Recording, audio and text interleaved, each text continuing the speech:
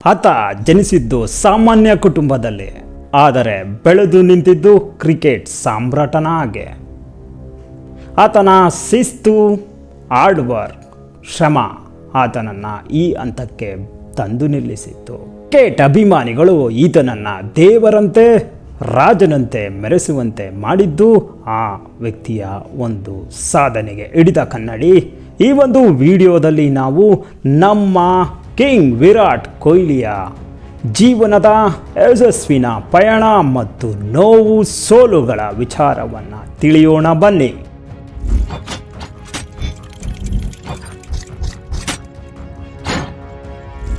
5 November 1988 ಸಂಜೆ 4:11ಕ್ಕೆ ದೆಹಲಿಯಲ್ಲಿ ಒಬ್ಬ ಹುಡುಗನ ಜನನವಾಗಿತ್ತು. ಈ ಹುಡುಗ ಭಾರತೀಯ ಕ್ರಿಕೆಟ್ನಲ್ಲಿ ಸ್ಟಾರ್ ಆಗಿ ಮೆರಿತ ನಿಂತಕ್ಕಂಥ ಯಾವುದೇ ವಿಚಾರ ಯಾರಿಗೂ ತಿಳಿದಿರಲಿಲ್ಲ. ಈತನ ಕೈಯಲ್ಲಿ ಆಟವಿರಲಿಲ್ಲ, ಕನಸಿತ್ತು. ದೆಹಲಿ ನಗರದ ಒಂದು ಪುಟ್ಟ ಮನೆ, ಆ ಪುಟ್ಟ ಬಾಲಕನ ಕೈಯಲ್ಲಿ ಬ್ಯಾಟ್.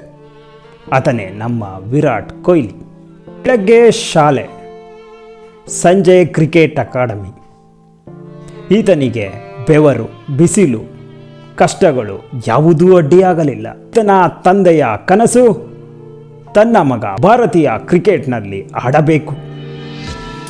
ತಂದೆಯ ಕನಸಿಗೆ ಪುಷ್ಟಿ ಕೊಟ್ಟು ತನ್ನ ಶ್ರಮವನ್ನು ಹಾಕುತ್ತಾ ಬೆಳೆದ ಬಾಲಕ ಮತ್ತಾರು ಅಲ್ಲ, ನಮ್ಮ ವಿರಾಟ್ ಕೊಹ್ಲಿ. 2006 ಡಿಸೆಂಬರ್ 18ರ ಅರಿಯದ ವಿರಾಟ್ಗೆ ಪರಸಿಡಿಲು ಪಡೆದಿತ್ತು. ತನ್ನ ತಂದೆಯ ಸಾವಿನ ವಿಷಯ ಈತನ ಮನಸ್ಸನ್ನು ಕುಗ್ಗಿಸಿ, ಆದರೂ ಛಲಬಿಡದ ಛಲದಂಕ. ತನ್ನ ತಂದೆಯ ಸಾವಿನ ನಂತರ ಮರುದಿನ ಆಡಿದ ರಣಜಿ ಪಂದ್ಯದಲ್ಲಿ ಕರ್ನಾಟಕ ವಿರುದ್ಧ 90 ರನ್ಗಳ ಹೊಡೆಯುವ ಮೂಲಕ ಆಯ್ಕೆ ಸಮಿತಿಯ ಕಣ್ಣಿಗೆ ಬೀಳುವಂತಾಯಿತು. ಇದೇ ಇವರ ಜೀವನದ ತಿರುವಿನ ಘಟ್ಟವಾಗಿ ಹೋಗಿತ್ತು. ಒಂದು ಕ್ಷಣ, ಆ ಒಂದು ನಿರ್ಧಾರ, ಕಷ್ಟಗಳು, ಟೀಕೆಗಳು ಎಲ್ಲವೂ ಇವನ ಮುಂದೆ ಎದುರಾಗಿತ್ತು. ಆ ಕ್ಷಣದಲ್ಲಿ ಆತ ನಿರ್ಧಾರವನ್ನು ಮಾಡಿಕೊಂಡಿದ್ದ. ತಾನು ಯಾರಾಗಬೇಕು, ತಾನು ಏನನ್ನ ಮಾಡಬೇಕು. ಆ ಒಂದು ನಿರ್ಧಾರ ಈತನನ್ನು ತಂದು ನಿಲ್ಲಿಸಿದ್ದು ಮತ್ತು ಆತನ ನಿರ್ಧಾರ ಆಗಿದ್ದು ನಾನು ಚಾಂಪಿಯನ್ ಆಗಬೇಕು. ಫಿಟ್ನೆಸ್ ಆಯಿತು ಆತನ ಶಕ್ತಿ, ಶಿಸ್ತು ಆಯಿತು ಅವನ ಜೀವನ, ಮೈಂಡ್ಸೆಟ್ ಆಯಿತು ಅವನ ಗೆಲುವಿನ ಗುಟ್ಟು. ಆಗ ಹುಟ್ಟಿದ್ದೇ ಹೊಸ ವಿರಾಟ್. ಆ ಕ್ಷಣದಿಂದ ಅಂಕಿ ಅಂಶಗಳು ಮಾತಾಡಿದವು. ವಿಶ್ವದ ಕ್ರೀಡಾಂಗಣಗಳು ಮೌನವಾದವು. ಎಲ್ಲವೂ ಬದಲಾದವು. From talent to legend. ಒಮ್ಮೆ ವಿರಾಟ್ ಅಂದರೆ ಫಿಟ್ನೆಸ್ನ ದೊಡ್ಡ ದೌರ್ಬಲ್ಯ. ಈತ ಟೀಕೆಗೆ ಒಳಗಾದ. ಟ್ಯಾಲೆಂಟ್ ಇದ್ದರೂ ಕೂಡ ಭಾರತೀಯ ತಂಡದಲ್ಲಿ ಆಡುವ ಅವಕಾಶವಿಲ್ಲ. ಆತ ನಿರ್ಧರಿಸಿದ, ತ್ಯಾಗಕ್ಕೆ ಸಿದ್ಧನಾದ. ರಾತ್ರಿ ಪಾರ್ಟಿಗಳನ್ನು ಬಿಟ್ಟ. Junk food ಮರೆಯಾಯಿತು. ಫಿಟ್ನೆಸ್ ಇವನ ಮಂತ್ರವಾಯಿತು. ಪ್ರಾಕ್ಟೀಸ್ ಇವನ ಧ್ಯೇಯವಾಯಿತು. ಮತ್ತೊಮ್ಮೆ ಇವನು ಸ್ಟಾರ್ ಆಗಿ ಭಾರತ ತಂಡಕ್ಕೆ ಹೊರಬಂದ. ಆಗ ಈತನ ಬ್ಯಾಟ್ ಮಾತಾಡಲು ಶುರು ಮಾಡಿತು. ಟೀಕಾಕಾರರ ಬಾಯಿಗೆ ಪೀಕ ಬಿದ್ದಿತು. ದೇಹ ಬದಲಾಯಿತು. ತನ್ನ ಮೈಂಡ್ಸೆಟ್ ಕೂಡ ಗಟ್ಟಿಯಾಯಿತು.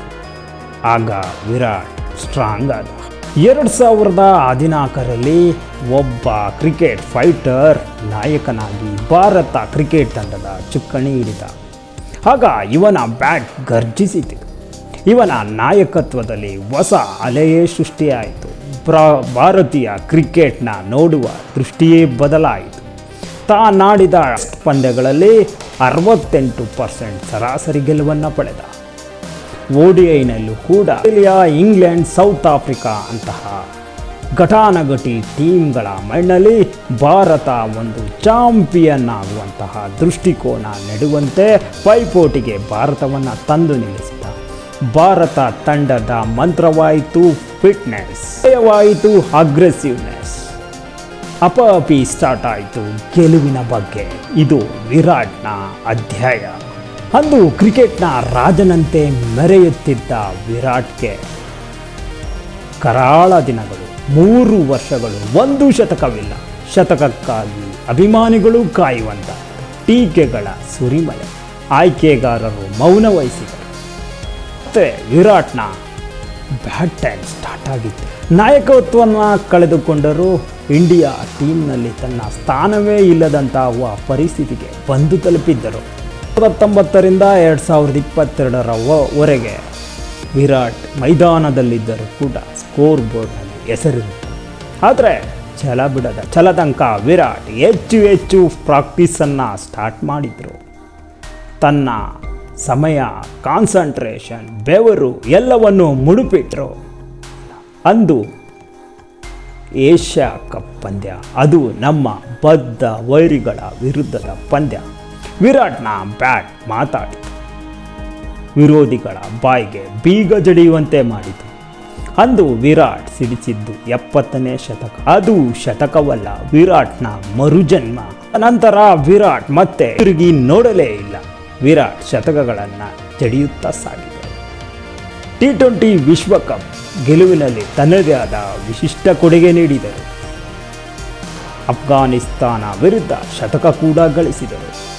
ಒಟ್ಟಾರೆಯಾಗಿ ವಿರಾಟ್ ODIನ ಸಾಮ್ರಾಟನಂತೆ, ಟೆಸ್ಟ್ನ ಆಪತ್ಬಾಂಧವನಂತೆ, T20ಯ ಲೆಜೆಂಡ್ರಿಯಂತೆ ತನ್ನ ದಾಖಲೆಗಳನ್ನು ಬರೆಯುತ್ತಾ ಸಾಗಿದ್ದಾರೆ.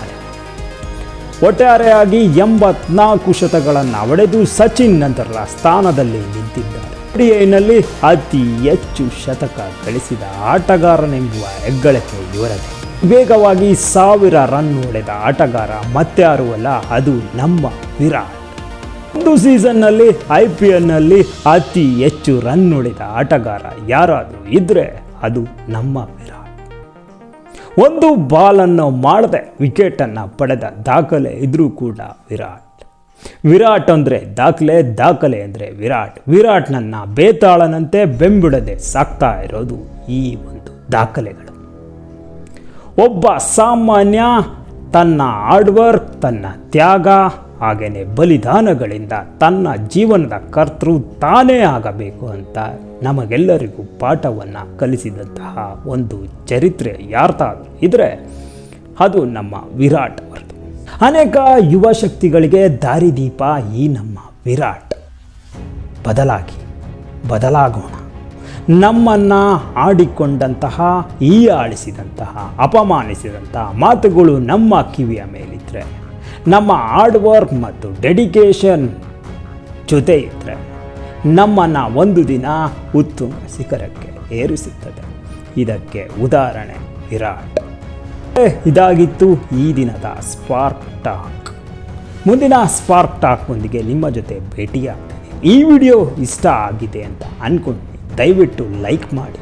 ನಮ್ಮಂಥ ಹೊಸ ಕ್ರಿಯೇಟರ್ಗಳಿಗೆ ಸಪೋರ್ಟ್ ಮಾಡಲು ಸಬ್ಸ್ಕ್ರೈಬ್ ಮಾಡಿ. ಮತ್ತೊಂದು ಇದೇ ರೀತಿಯ ಸ್ಪಾರ್ಕ್ ಟಾಕ್ನೊಂದಿಗೆ ನಿಮ್ಮ ಜೊತೆ ಭೇಟಿಯಾಗ್ತೇನೆ. ಅಲ್ಲಿವರೆಗೂ ಧನ್ಯವಾದಗಳು. ಬಾಯ್. Thank you.